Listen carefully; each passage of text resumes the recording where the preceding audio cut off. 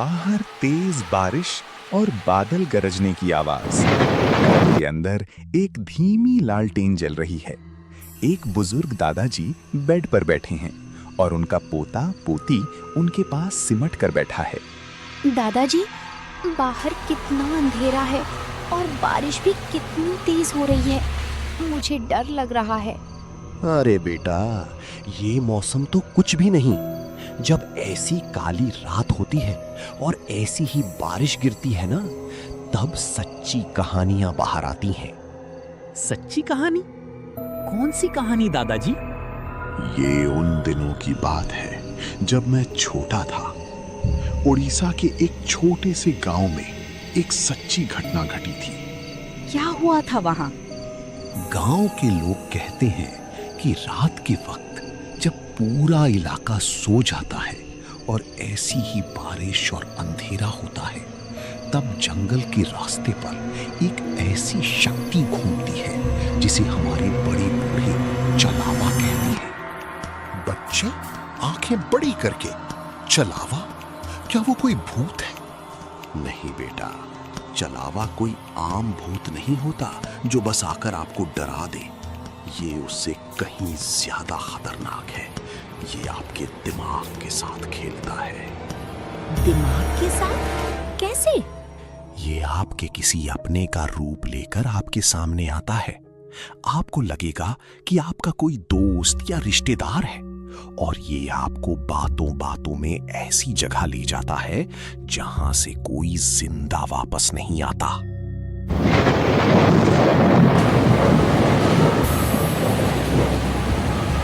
ये बात है साल 1995 की। उस गांव में रमेश नाम का एक सीधा साधा किसान रहता था। एक दिन रमेश को पास के दूसरे गांव में किसी रिश्तेदार के यहां जाना पड़ा। काम निपटाते निपटाते उसे काफी देर हो गई। जब वो वापस अपने गांव के लिए पैदल निकला तो रात के लगभग 11 बज चुके थे। रास्ते में एक लंबा जंगल पड़ता था। बरसात के दिन थे। चारों तरफ झींगुरों की आवाज आ रही थी और हल्के बादल छाए हुए थे। रमेश के हाथ में बस एक पुरानी लाठी और एक छोटी सी टॉर्च थी। जंगल के बीचों बीच जब रमेश पहुंचा तो अचानक उसकी टॉर्च की रोशनी धीमी होने लगी। रमेश ने टॉर्च को थोड़ा थपथपाया, पर वो बिल्कुल बंद हो गई। चारों तरफ घना अंधेरा छा गया। तभी रमेश को पीछे से एक आवाज आई। रमेश भाई, अरे ठहरो, अकेले अकेले कहां भागे जा रहे हो? रमेश ने पीठ घुमाकर देखा। थोड़ी दूर पर एक आदमी हाथ में लालटेन लिए खड़ा था। धुंधली रोशनी में रमेश ने ध्यान से देखा तो वो खुश हो गया। वो उसके ही गांव का सुरेश था, जो अक्सर उसके साथ खेत में काम करता था। अरे सुरेश भाई, तुम इस वक्त यहाँ जंगल में क्या कर रहे हो? मैं पास के बाजार गया था सौदा लेने। आते आते देर हो गई। अच्छा हुआ तुम मिल गए। चलो साथ में गांव चलते हैं। दोनों पैदल चलने लगे। सुरेश आगे आगे लालटेन लेकर चल रहा था और रमेश उसके पीछे था। चलते चलते रमेश ने महसूस किया कि सुरेश आज कुछ अजीब बातें कर रहा है। उसकी आवाज थोड़ी भारी लग रही थी। सुरेश भाई, तुम्हारी आवाज को क्या हुआ है? कुछ बदली बदली लग रही है। सुरेश बिना पीछे मुड़े बोला, कुछ नहीं भाई, ठंड लग गई है ना, इसीलिए।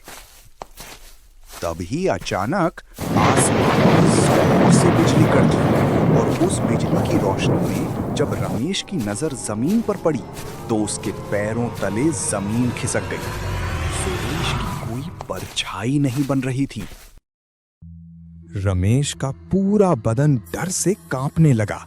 उसे समझते देर नहीं लगी कि ये सुरेश नहीं बल्कि जंगल का चलावा है, जो उसे रास्ता भटकाकर कहीं और ले जा रहा है।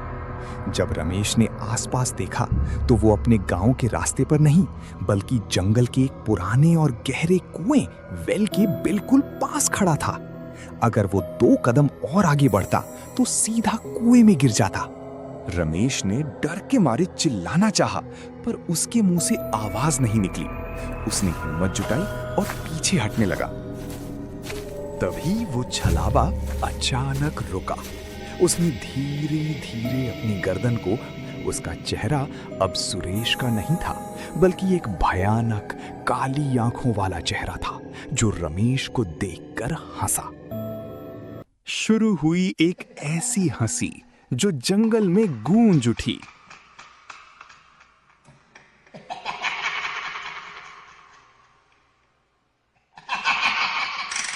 समझ गए रमेश, पर अब देर हो चुकी है। रमेश ने बिना कुछ सोचे समझे अपनी लाठी उठाई और पूरी ताकत से उस छलावा पर दे मारी। लाठी लगते ही वो छलावा धुएं की तरह गायब हो गया और चारों तरफ बस उसकी हंसने की आवाज आने लगी।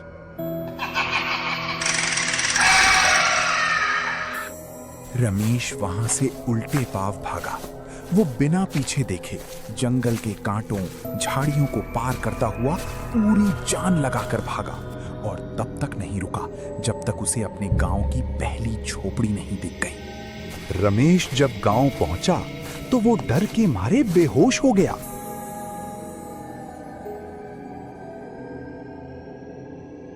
अगली सुबह जब उसे होश आया तो उसने गांव वालों को सब कुछ बताया। सबसे हैरानी की बात तो ये थी दोस्तों कि जब गांव वाले सुरेश के घर गए तो पता चला कि सुरेश तो कल पूरे दिन और पूरी रात अपने घर पर ही था। वो गांव से बाहर गया ही नहीं था। तब गांव के बुजुर्गों ने बताया कि वो सच में एक छलावा ही था। अगर रमेश उसकी परछाई और पैर नहीं देखता तो आज वो जिंदा नहीं होता। तो बच्चों, इस कहानी से हमें ये सीख मिलती है कि रात के अंधेरे में अगर कोई अपना भी पुकारे तो पहले थोड़ा सावधान हो जाएं, क्योंकि हर दिखने वाली चीज इंसान नहीं होती। अगर आपको ये देसी गांव की हॉरर कहानी अच्छी लगी तो वीडियो को लाइक करें और अपने दोस्तों के साथ शेयर जरूर करें। और हाँ, चैनल को सब्सक्राइब करना मत भूलना।